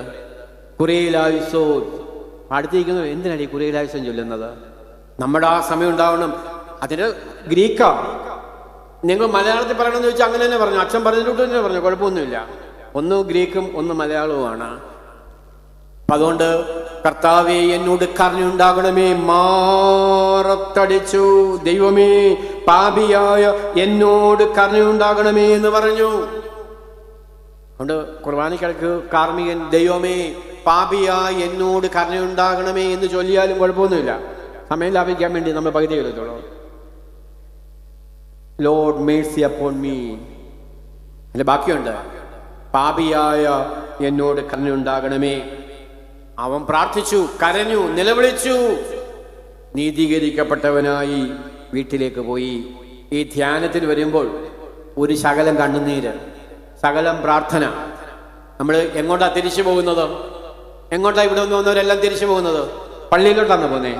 ശ്മശാനത്തിലോട്ടാണ് പോന്നേ? എല്ലാവരും പോകുന്നത് വീട്ടിലേക്കാ. ഈ ധ്യാനം കഴിഞ്ഞ്, ഈ പ്രാർത്ഥന കഴിഞ്ഞ് വീട്ടിലേക്ക് എങ്ങനെ പോകണം? കഞ്ഞി കുടിച്ചിട്ട് പോകണമെന്നല്ല, വീട്ടിലേക്ക് നീതീകരിക്കപ്പെട്ടവരായി തിരിച്ചു പോകുവാനായിട്ട് കഴിയണം. അത് വിനയത്തിൻ്റെയും അനുതാപത്തിൻ്റെയും അനുഭവമാണ് എന്നോർത്തിരിക്കണം. ഒരു സംഭവം കൂടി നമുക്ക് ഓർക്കുവാനായിട്ട് കഴിയും. അത് അവതരിപ്പിക്കുന്നത് വീട് കൂദാശയിൽ വായിക്കുന്ന ഏവെങ്കിലും ഭാഗമാണ്. ഓർമ്മയിലുണ്ടോ? അതെങ്ങനെയാ? ഇപ്പൊ വീട് കൂദാശയ്ക്ക് അപ്പോഴൊന്നും അല്ലല്ലോ പോകുന്നത്. ഇപ്പൊ വീട് കൂദാശ എന്ന് പറയുമ്പോൾ 7 into 24 hours. രാവിലെ തുടങ്ങും, തീരുന്നത് പാതിരാത്രിക്കാണ്. അപ്പൊ എപ്പോഴെങ്കിലും നമ്മൾ ചെല്ലും, കഴിക്കും, പോകും. അവിടെ ഇവിടെ ഏവെങ്കിലും വായന. അതുകൊണ്ട് ഇപ്പം അങ്ങനത്തെ ഒരു പുതിയ സ്റ്റൈൽ വന്നിട്ടുണ്ട്. അവിടെ വായിക്കുന്ന വേദഭാഗമാണ്. എനിക്കൊന്ന് എല്ലാവരും ആഴ്ചയിൽ ഒരിക്കലെങ്കിലും ഈ വേദഭാഗം വീട്ടിൽ വായിക്കണം. വീട് കൂദാശയ്ക്ക് മാത്രമല്ല, ആഴ്ചയിൽ ഒരിക്കലെങ്കിലും വീട്ടിൽ വായിക്കണം. അതിന് വാക്യം അറിയണം. എന്നിട്ട് വേദവസം മുഴുവൻ തപ്പിയിട്ട് സക്കായി എവിടെ അടി? സക്കായി കാട്ടത്തിയുടെ മണ്ടയ്ക്കാണ് നീ. അങ്ങനെയല്ല. ലൂക്കോസിന്റെ സുവിശേഷം 19-ാം അധ്യായം 1 മുതൽ 10 വരെയുള്ള വേദഭാഗം ആഴ്ചയിൽ ഒരിക്കലൊക്കെ ഒന്ന് വായിക്കാം. അതിൽ പറയുകയാണ്, അവൻ യേശുവിനെ കാണാനായിട്ട് ചുങ്കക്കാരിൽ പ്രമാണിയാണ്, ധനവാനാണ്, വളർച്ചയിൽ കുറിയവനാണ്. പക്ഷെ യേശുവിനെ കാണുവാൻ ആഗ്രഹിച്ചു. അവനൊരു അത്തിയുടെ മുകളിൽ, കാട്ടത്തിയുടെ മുകളിൽ കയറി. യേശു എന്ത് ചെയ്തു? യേശു അവിടെ വന്നപ്പോൾ മേലോട്ട് നോക്കി. എന്നിട്ട് പറഞ്ഞു, എന്താ പറഞ്ഞേ? സക്കായി ഇറങ്ങി വരിക. പാവം ചൂന്നുമൻ ഇറങ്ങി വന്നു. തോളൊക്കെ പോയി കാണും, നെഞ്ചൊക്കെ, ഹൃദയമൊക്കെ ഒരഞ്ഞു പോയി കാണും. പെട്ടെന്ന് ചാടി ഇറങ്ങില്ലേ? അവിടെ ഞങ്ങൾ സ്കൂളിൽ പഠിക്കും, തെങ്ങ കയറും. വീട്ടിൽ ആരെങ്കിലും കാണുമ്പോൾ ഒറ്റ ഇറങ്ങണമെന്ന് പറയുമ്പോൾ തന്നെ തഴൂട്ടിങ്ങി വരും. ഇവിടെ എല്ലാം പാളീസാവും. കുളിക്കാനും ഒക്കത്തില്ല, പൗഡർ ഇടാനും പറ്റത്തില്ല. അതൊക്കെ ഒരു അനുഭവമായിരുന്നു അന്നത്തെ കാലത്ത്. ഇന്നത്തെ പിള്ളേരൊക്കെ ഇങ്ങനെ കുത്തിക്കൊണ്ടിരിക്കും. അപ്പം അതുകൊണ്ട് അവിടെ പറയുകയാണ്, നോക്കണം, അവിടെ കൃത്യമായിട്ട് അവൻ മേലോട്ട് നോക്കി. സക്കായി ഇറങ്ങി വന്നു. യേശു പറഞ്ഞു, ഇന്ന് എനിക്ക് നിന്റെ വീട്ടിൽ താമസിക്കേണ്ടിയിരിക്കുന്നു. ഇതാണ് അനുതാപം ഉണ്ടാകുമ്പോൾ യേശു നമ്മുടെ ഹൃദയത്തിൽ വരും. യേശു നമ്മുടെ ജീവിതത്തിൽ വരും. യേശു നമ്മോടൊപ്പം വസിക്കും. യേശു നമ്മളെ നയിക്കും. യേശുവിനെ നമ്മൾ അനുഗമിക്കും. അനുകാരിയായി തീരും. സക്കായുടെ ജീവിതം പഠിപ്പിക്കുന്നതാണ്. അവിടെ വലിയൊരു ട്രാൻസ്ഫർമേഷൻ ഉണ്ട്. If you read the text we can see a drastic transformation in the passage. ഒരു വലിയ രൂപാന്തരം അവിടെ കാണാൻ സാധിക്കും. എന്തെന്നറിയാമോ? അവിടെ പറയുന്നുണ്ട്, അതെനിക്ക് ഭയങ്കര വേദന ഉണ്ടാക്കുന്നൊരു ഭാഗം അവിടെ പറയുന്നത്. വീട്ടിൽ പോയി വായിക്കണം. സക്കായി പറയുക, ഞാൻ ആരുടെയെങ്കിലും കയ്യിൽ നിന്ന് അനീതിയോടെ എന്തെങ്കിലും തട്ടിപ്പറിച്ചിട്ടുണ്ടെങ്കിൽ, അത് ഞാനങ്ങ് പറഞ്ഞു കേട്ടോ, എന്തെങ്കിലും സമ്പാദിച്ചിട്ടുണ്ടെങ്കിൽ ഒന്നിന് എത്ര വീതമാണ്? അതാ 3 ഒന്നിന് 4 വീതം ഞാൻ മടക്കി കൊടുക്കും. യേശു വീട്ടിൽ വന്ന ഇങ്ങനൊരു കുഴപ്പമുണ്ട്. അതുകൊണ്ട് നമ്മൾ പറഞ്ഞു, യേശുവേ നീ പള്ളിയിൽ അങ്ങിരുന്നോ, ഞാൻ അവിടെ ഒന്ന് കണ്ടോളാം. പുതുപ്പള്ളി ഇച്ചിരി സ്റ്റെപ്പൊക്കെ കയറണമെന്നല്ല ഉള്ളൂ, സാരമില്ല, ഞാൻ പുതുപ്പള്ളി വന്ന് അങ്ങേ കണ്ടോളാം, ഒന്ന് പള്ളിയിലിരുന്നോ. സക്കായുടെ ഭവനത്തിൽ യേശു വന്നു, ഉള്ള സമ്പാദ്യം മുഴുവൻ പോയി. ഒന്നിന് 4 വീതം തിരിച്ചു കൊടുത്തു, കടക്കാരനായി തീർന്നു. യേശു ജീവിതത്തിൽ വരുമ്പോഴാണ് ഈ രൂപാന്തരം ഉണ്ടാകുന്നത്. യേശു ജീവിതത്തിൽ വരുമ്പോഴാണ് ഈ മാറ്റം ഉണ്ടാകുന്നത്. ഒരു സംഭവം കൂടി പറഞ്ഞ് ആ ഭാഗം അവസാനിപ്പിക്കാം. നിങ്ങൾ കേട്ട് കാണും ഒസ്താത്യോസ് തിരുമേനിയെ. ഇവിടെ എത്ര പ്രസംഗം പറഞ്ഞു കാണും. ഗീവർഗീസ് മാർ ഒസ്താത്യോസ് തിരുമേനി, അദ്ദേഹം 12 വയസ്സുള്ള സമയത്ത് ഈ പ്രസംഗം കേൾക്കുവാൻ പോകും. അദ്ദേഹം ജനിച്ചത് 1918. അപ്പം 12 വയസ്സെന്ന് പറയുമ്പോൾ ഏതാണ്ട് 1930-കളിലാണ്. പ്രസംഗം കേൾക്കുവാൻ പോകും. അന്നൊക്കെ ഈ പ്രസംഗം തുടങ്ങുന്നത് 8 മണിക്കാണ്. ഒരു തോമസ് ഉപദേശി പ്രസംഗിക്കുക. ഇങ്ങനെയാ പ്രസംഗിച്ചത്. ഉപദേശമാരിങ്ങനെ പ്രസംഗിച്ചു കൊള്ളുമ്പോൾ ഒരു ചോദ്യം ചോദിച്ചു. ചോദ്യം ഇതാണ്: ഈ രാത്രിയിൽ നിങ്ങളുടെ ഹൃദയം യേശുവിന് കൊടുക്കുമോ? ആരെങ്കിലും അനങ്ങിയോ? ഇന്നും ഈ ചോദ്യം ഉണ്ടായി, നമ്മളും അനങ്ങത്തില്ല. ഈ രാത്രിയിൽ നിങ്ങളുടെ ഹൃദയം യേശുവിന് കൊടുക്കുമോ? എന്നിട്ട് ഉപദേശി എല്ലാവരെയും നോക്കി. എല്ലാവരും അവിടെ ഇരുന്നു. 12 വയസ്സുള്ള ജോർജ് കുട്ടി എഴുന്നേറ്റു. ആരാ ജോർജ് കുട്ടി? 12 വയസ്സുള്ള ജോർജ് കുട്ടി എഴുന്നേറ്റു. ജോർജ് കുട്ടി പറഞ്ഞു, ഞാൻ എൻ്റെ ഹൃദയം യേശുവിന് കൊടുക്കുകയാണ്. ഞാൻ എൻ്റെ ഹൃദയം യേശുവിന് കൊടുക്കുകയാണ്. ജോർജ് കുട്ടി വളർന്നു. Father MV ജോർജായി. ജോർജ് കുട്ടി വളർന്നു. ഗീവർഗീസ് മാർ ഒസ്താത്യോസ് മെത്രാപ്പൊലീത്തായി. ജോർജ് കുട്ടി വളർന്നു. വലിയ ഗുരുവും മിഷണറി വീരനുമായി. എന്നാ കാലം ചെയ്തത്? ഒരു ദിവസം കാലം ചെയ്തു. 2012 കാലം ചെയ്തു. അദ്ദേഹത്തിന് ഹൃദയത്തിന് ഒരു പ്രശ്നം ഉണ്ടായി. അത് 1990-ലാണ്. 5 ബ്ലോക്ക് ഉണ്ടായി. ഇന്നും 5 ബ്ലോക്കൊക്കെ എന്നൊക്കെ പറഞ്ഞാൽ നമുക്കറിയാം എന്താന്നുള്ളത്. ഇന്ത്യയിലെ ഡോക്ടർമാർ പറഞ്ഞു ഓപ്പറേഷൻ ചെയ്താലും ജീവിക്കത്തില്ല എന്ന്. അന്ന് അദ്ദേഹത്തെ അമേരിക്ക കൊണ്ടുപോയി. ഒരു മലയാളി ഡോക്ടർ ഈ 5 ബ്ലോക്കുള്ളത് ഓപ്പൺ ശസ്ത്രക്രിയ നടത്തി. പ്രസാദ് എന്ന് പറയുന്നൊരു ഡോക്ടർ മരിച്ചുപോയി. ഇപ്പം വളരെ വിജയകരമായി ശസ്ത്രക്രിയ നടന്നു. ഇന്ത്യയിലെ ഡോക്ടർമാർ പറഞ്ഞു ജീവിക്കത്തില്ല എന്ന്. 1990-കളിൽ ശസ്ത്രക്രിയയെല്ലാം കഴിഞ്ഞ് വിജയകരമായി പൂർത്തീകരിച്ചപ്പോൾ ശിഷ്യന്മാർ ചോദിച്ചു, അങ്ങക്ക് പേടിയൊന്നുമില്ലായിരുന്നോ ഈ ശസ്ത്രക്രിയയ്ക്ക്? അപ്പം അദ്ദേഹം പറഞ്ഞൊരു മറുപടിയുണ്ട്. ഇവിടെ ആരെങ്കിലും ഹൃദയരോഗികളുണ്ടെങ്കിൽ എൻ്റെ കൂടെ പറഞ്ഞേക്കണം. ഒസ്താദ് തിരുമേനി പറഞ്ഞു, എൻ്റെ ഹൃദയം യേശുവിന് ഞാൻ ചെറുപ്പത്തിലേ കൊടുത്തതുകൊണ്ട് മരണത്തെ ഞാൻ ഭയക്കുന്നില്ല. മരണത്തിനൊന്നും ആരും ഭയപ്പെടേണ്ട കേട്ടോ. കൊച്ചായുസേ നമുക്കുള്ളൂ, ചെറിയ ആയുസ്. ആ ആയുസിൽ നല്ലതുമൊക്കെ ജീവിക്കുക, പ്രാർത്ഥിക്കുക, നല്ല ഭക്ഷണമൊക്കെ കഴിക്കുക, നല്ലപോലെ ഉറങ്ങുക, കാണാൻ ഇഷ്ടപ്പെട്ട സ്ഥലങ്ങളൊക്കെ പോയി കാണുക. ഇപ്പോഴേ യെരുശലേമിലേക്ക് ഒന്നും പോകരുത് കേട്ടോ, പിന്നെ തിരിച്ചു വരത്തില്ല. അതുകൊണ്ട് നമ്മൾ സന്തോഷകരമായിട്ട് ആഹ്ലാദകരമായിട്ട് ജീവിക്കുക. അതാണ് ഒസ്താദ് തിരുമേനി പറഞ്ഞു, എൻ്റെ ഹൃദയം ഞാൻ ചെറുപ്പത്തിലെ യേശുവിന് കൊടുത്തത് കൊണ്ട് മരണത്തെ ഞാൻ ഭയപ്പെടുന്നില്ല. പക്ഷെ അദ്ദേഹം ആ രാത്രിയിൽ ഒരു പാട്ടെഴുതി. ആ പാട്ട് ഞാനൊന്ന് പറഞ്ഞു കേൾപ്പിക്കാം. ഇവിടുത്തെ അച്ഛന്മാരൊക്കെ വലിയ പാട്ടുകാരായിട്ട് ഞാൻ പാടുന്നില്ല. യേശുവേ നിന്റെ രൂപാമി എന്ന പാട്ടിൻ്റെ തുടക്കം ആ ട്യൂണിലാണ് പാടിയേക്കുന്നത്. ഞാനൊന്ന് പറയാം. യേശുവേ എൻ്റെ ഹൃദയം നിന്റെ രാജധാനിയായി തീർക്കണേ എന്ന് പറഞ്ഞു നോക്കുന്നോ? യേശുവേ എൻ്റെ ഹൃദയം നിന്റെ രാജധാനിയായി തീർക്കണേ. അടുത്ത വരി, കേടുകൾ പോക്കി. എന്തൊരു സുന്ദരമാണ്, ഒരു നാടൻ പ്രയോഗം എന്ന് പ്രയോഗിച്ചു. കേടുകൾ പോക്കി രാജാവായി അങ്ങ് വാഴണേ.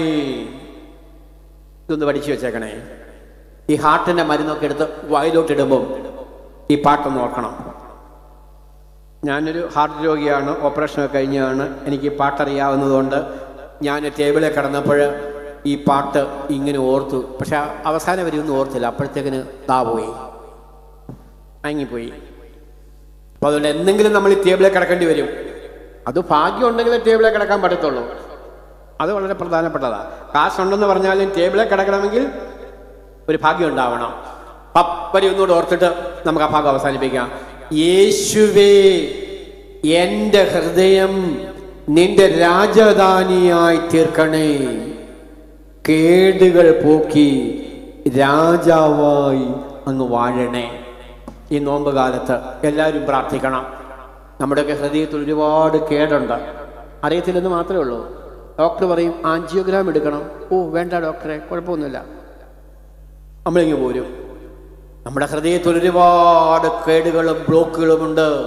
ഈ നോമ്പ് കാലത്ത് അവിടെയാ പറയുന്നത്, ഹൃദയത്തെ കീറണം, ഹൃദയത്തിന്റെ ബ്ലോക്ക് മാറ്റണം, ഹൃദയത്തിന്റെ തടസ്സങ്ങൾ മാറ്റണം. അങ്ങനെ നമ്മൾ ഈ മരുന്നൊക്കെ അങ്ങോട്ട് കഴിക്കുന്നതാണ്. എക്കോസ്പിരിൻ അങ്ങോട്ട് തട്ടും. ഇങ്ങനെ അനസൂതം അനർഗളം ഈ ബ്ലഡ് അടിമുട്ട് മുടി വരെ ഇങ്ങനെ സ്പീഡിൽ സഞ്ചരിക്കാനായിട്ട്, സൂപ്പർ ഹൈവേ ആയിട്ട് സഞ്ചരിക്കുവാൻ ബ്ലോക്കില്ല. ഞാൻ ഭാഗം നിർത്തുക. ഞങ്ങളിത് കേട്ട് പേടിച്ച് അടുത്ത പണിയുണ്ടാക്കിയാൽ അതിലും പ്രശ്നമാണ്. ഈയിടെ ഒരപ്പച്ചൻ ഈ റീൽസ് എല്ലാം കണ്ട് മരിച്ചെന്ന് പറഞ്ഞു. ഇടയ്ക്കിടയ്ക്ക് കാണാവൂ, ഗ്യാപ്പിട്ട് കാണണം. ഇങ്ങനെ കണ്ടുകൊണ്ടിരുന്നു കഴിഞ്ഞാൽ നമ്മളെല്ലാം മറക്കും. ഭാര്യയെ മറക്കും, മരുമക്കളെ മറക്കും, മക്കളെ മറക്കും, കൊച്ചുമക്കളെ മറക്കും. നമ്മൾ വേറൊരു ലോകത്തായിരിക്കും. ഇതൊന്നും ഹൃദയത്തിന് താങ്ങാനുള്ള കഴുത്തൊന്നുമില്ല. ഇച്ചിരി ഉള്ളു സാധനം. ഞാൻ പറഞ്ഞല്ലോ, ഇച്ചിരി കേട് എല്ലാവർക്കും ഉണ്ട്. ഒരു 50 വയസ്സ് കഴിഞ്ഞാൽ എല്ലാവർക്കും കേടുണ്ട്. കോവിഡ് കഴിഞ്ഞതോടുകൂടി സർവ്വെണ്ണത്തിനും ബ്ലോക്കാണ്. അതുകൊണ്ടാണ് ഈ കാർഡിയോളജി ഹോസ്പിറ്റൽസ് എല്ലാം വളരെ ശക്തി പ്രാപിച്ചത്. ഒന്നുകൂടി പറഞ്ഞ് അവസാനിപ്പിക്കുകയാണ്. ഇപ്പൊ ബെല്ലടിക്കും. ഒന്നാമത്തെ എന്തായിരുന്നു? വസ്ത്രങ്ങളെ കീറുക. രണ്ടാമത്തെ എന്തുവായിരുന്നു? ഹൃദയങ്ങളെ കീറുക. പരമല് ഹൃദയാശുപത്രി ഒരു പരസ്യമുണ്ട്. ഹൃദയങ്ങൾ പറയും, ഞങ്ങൾ അവിടെ ഒന്നും പോകത്തില്ല, ഞങ്ങൾക്ക് ഈ പുതുപ്പള്ളി മാത്രം മതി. അതിന്റെ പരസ്യം എങ്ങനെയാ? ഹൃദയങ്ങൾ പറയും പരമല മതിയെന്ന. വല്ലപ്പോഴും അവിടെ പോയി ഇച്ചിരി പൈസ കൊടുക്കണം. പണ്ടത് കടത്തിലായിരുന്നു, ഇപ്പൊ വലിയ ലാഭത്തിലാണ്. അപ്പൊ നമ്മൾ ഹല്ലേലൂയ പറയേണ്ടത് കോവിഡിനാണ്. എല്ലാ ആശുപത്രികൾക്കും, പിന്നെ ഇവിടുത്തെ ഹോട്ടലുകൾക്ക് ഹല്ലേലൂയ. വീട്ടിൽ വെപ്പേ ഇല്ല. ഒരമ്മച്ചി പറഞ്ഞു, പക്ഷേ ഗ്യാസിന്റെ വില ഓർത്താൽ അതാ നല്ലതാണ്, അധ്വാനിക്കുകയും വേണ്ട. മൂന്നാമത്തെ എന്തുവായിരുന്നു? ഞാനിങ്ങ് മറന്നുപോയി. ദൈവത്തിങ്കിലേക്ക് തിരിയുക. വളരെ പ്രധാനപ്പെട്ട ഈ വേദവാക്യത്തിന്റെ ഏറ്റവും സത്യമാണ്. അത് ഞാൻ വിശദീകരിക്കാതെ നിങ്ങൾ വീട്ടിൽ പോയി വായിക്കണം. ദൈവത്തിങ്കിലേക്ക് തിരിയുക. Turn towards God. Turn to God. സത്യം. വെല്ലടിച്ചു. എന്തിനാണ് ഈ പള്ളിയിൽ വന്നിരിക്കുന്നത്? ദൈവത്തിങ്കിലേക്ക് തിരിയാൻ വേണ്ടിയാണ്. അതുകൊണ്ടാണ് ജോവേലിന്റെ പുസ്തകം 2-ാം അധ്യായം 12 ആദ്യ ഭാഗത്ത് പറയുന്നത് ഇങ്ങനെയാണ്: എങ്ങനെ തിരിയണ്ടേ? How to turn to go. How to turn. എങ്ങനെ തിരിയണം? നിങ്ങൾ പൂർണ്ണ ഹൃദയത്തോടും, അവിടെ അതാ പറയുന്നത്, ഹൃദയമാണ് പറയുന്നത്, പൂർണ്ണ ഹൃദയത്തോടും. നമുക്കിടെ പ്രശ്നം ഇപ്പം നമുക്ക് ഈ പൂർണ്ണ ഹൃദയം ഉണ്ടോ എന്ന് സംശയമാണ്. കുറച്ചൊക്കെ എലി കരണ്ടുകൊണ്ട് പോയി, ദ്രവിച്ചു പോയി. അപ്പം നമുക്കൊന്നും പൂർണ്ണ ഹൃദയമില്ല. എനിക്കെന്തായാലും ഇല്ല. പൂർണ്ണ ഹൃദയത്തോടും ഉപവാസത്തോടും കരച്ചിലോടും വിലാപത്തോടും ദൈവത്തിങ്കിലേക്ക് തിരിയുവീൻ. എൻ്റെ കർത്താവേ, വീട്ടിൽ കരച്ചിലുണ്ട്, വീട്ടിൽ വിലാപമുണ്ട്, വീട്ടിലെ ഉപവാസമുണ്ട്. പക്ഷേ ദൈവത്തിങ്കിലേക്ക് തിരിയുവാൻ ഇച്ചിരി പ്രയാസമാണ് കർത്താവേ. അവിടെ ഈ പാദനോയമ്പിന് ഗോൽഗൊത്തൊക്കെ ഇവിടെ സ്ഥാപിച്ചിരിക്കുന്നത് ഇത് കാണുമ്പോൾ ദൈവത്തിങ്കിലേക്ക് നോക്കുകയാണ്. ഇനി അതിൻ്റെ സമാപനം ഇവിടെ നോക്കിയേ. യോവേലിന്റെ പ്രവചനം 2-ാം അധ്യായം 13-ാം വാക്യം. അതിലെ B part, A part, B പാർട്ടൊക്കെ അറിയാമല്ലോ. അപ്പൊ നമ്മൾ പ്രസംഗിച്ചുകൊണ്ടിരിക്കുന്നത് എ ആണോ ബി ആണോ? ഇതെല്ലാം കൂടെ ആണോ? എ പാർട്ടാ പ്രസംഗിക്കുന്നത്. ബി പാർട്ട് നോക്കിയേ. അവിടെ എന്താ എഴുതിയിരിക്കുന്നത്?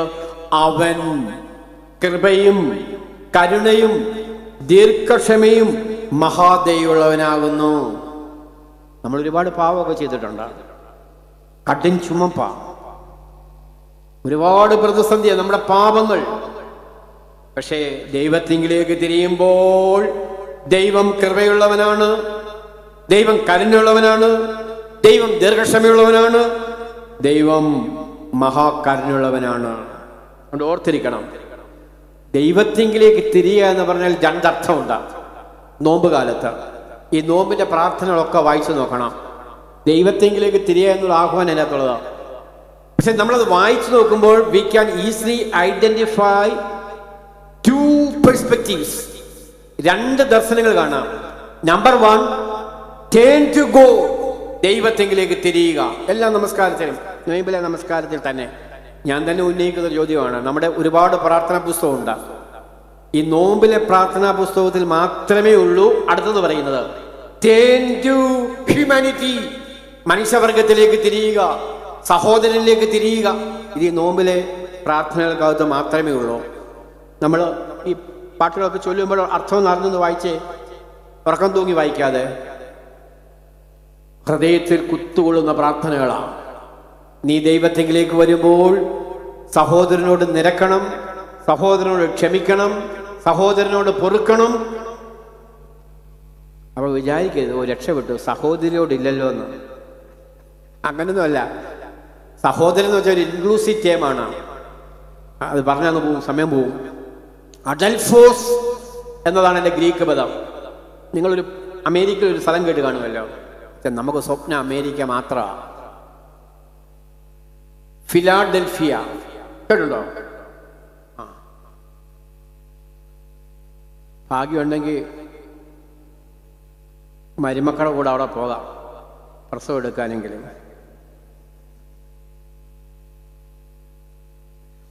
ആ വാക്കൊന്ന് ശ്രദ്ധിക്കണം, അത് പറഞ്ഞിട്ട് ഞാൻ നിർത്താം.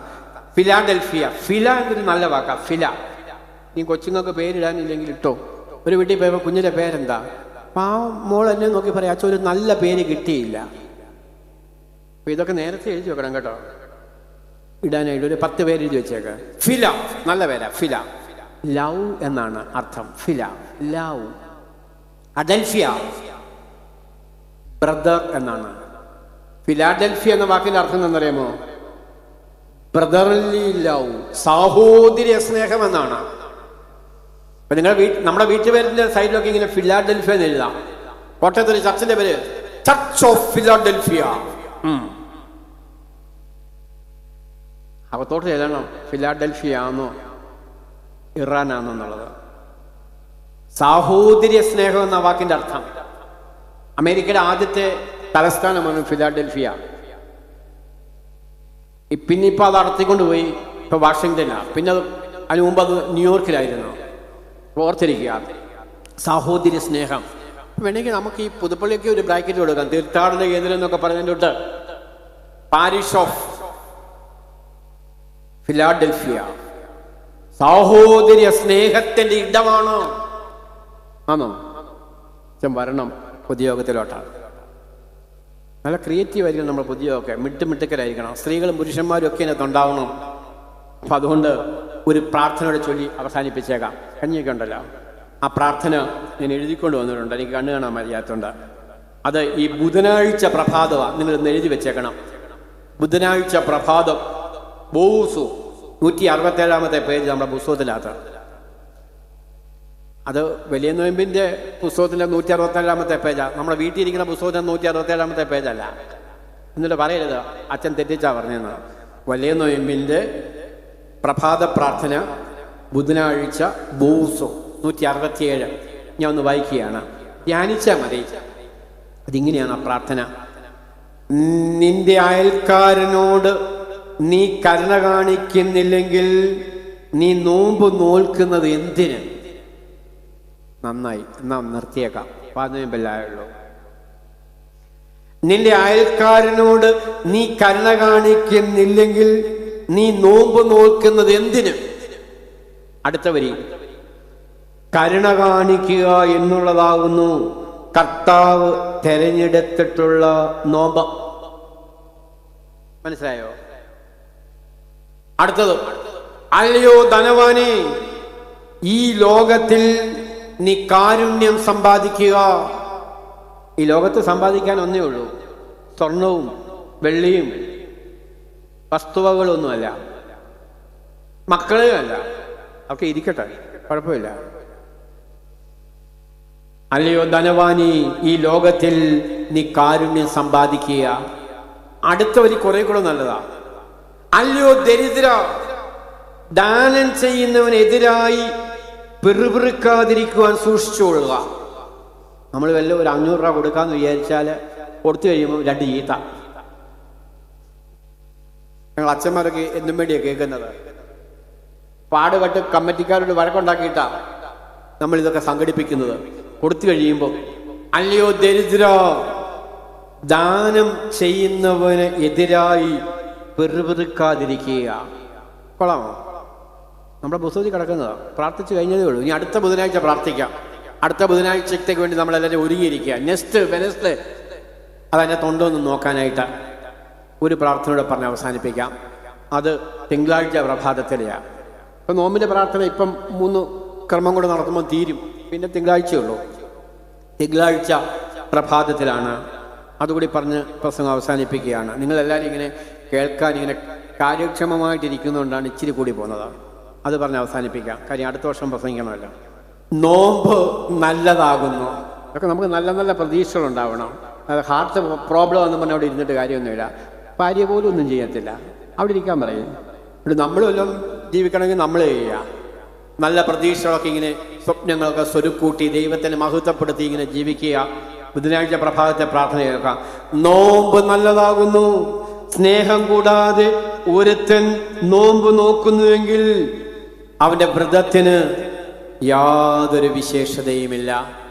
എൻ്റെ കർത്താവേ, ഇന്നത്തെ ദിവസത്തിന് വേണ്ടി സ്തോത്രം ചെയ്യുകയാണ്. ഈ നോമ്പ് സുഗന്ധം പരത്തുന്നതായിരിക്കണമേ. ഈ നോമ്പ് വിശുദ്ധി പകരുന്നതായി തീരണമേ. ഈ നോമ്പ് സഹജന്മാരെ കാണുവാൻ കഴിയുന്നതാകണമേ. ഒരു പ്രാർത്ഥന തന്നെ ഇങ്ങനെ പറയണേ, സഹജ വ്രണത്തിൽ കുത്തരുതേ. നമ്മുടെ ഒരു വ്രണത്തിൽ വന്ന് കുത്തിയാൽ എങ്ങനെ ഇരിക്കും? ഒരു ഈച്ച വന്ന് കുത്തിയാൽ സഹജ വ്രണത്തിൽ കുത്തരുതേ. സഹോദരങ്ങളോട് ക്ഷമിക്കുവാൻ കൃപ നൽകണമേ. എൻ്റെ പാപങ്ങളെ പൊറുക്കണമേ. എൻ്റെ ജീവിതത്തെ കാണണമേ. മഹാപാപിയെ എന്നോട് കരുണയുണ്ടാകണമേ. എൻ്റെ ഹൃദയത്തെ തിരുസന്നിധി സമർപ്പിക്കുന്നു. വളരെ ചെറിയൊരു അവയവമാണ്. എത്രയോ ആന്തരികമായ ഞരമ്പുകൾ അതിനുണ്ട്. എവിടെയെങ്കിലും ഒരു ചെറിയ ബ്ലോക്ക് ഉണ്ടായാൽ ഈ നിൽക്കുന്ന ഞാൻ താഴെ പോകും. എൻ്റെ ദൈവമേ, കരുണയുണ്ടാകണമേ. ദൈവസന്നിധി നമ്മെ സമർപ്പിക്കാം. നമ്മൾ പഠിച്ച ഭാഗം ഓർത്ത് ഈ പ്രഭാഷണം ഇവിടെ അവസാനിപ്പിക്കുകയാണ്.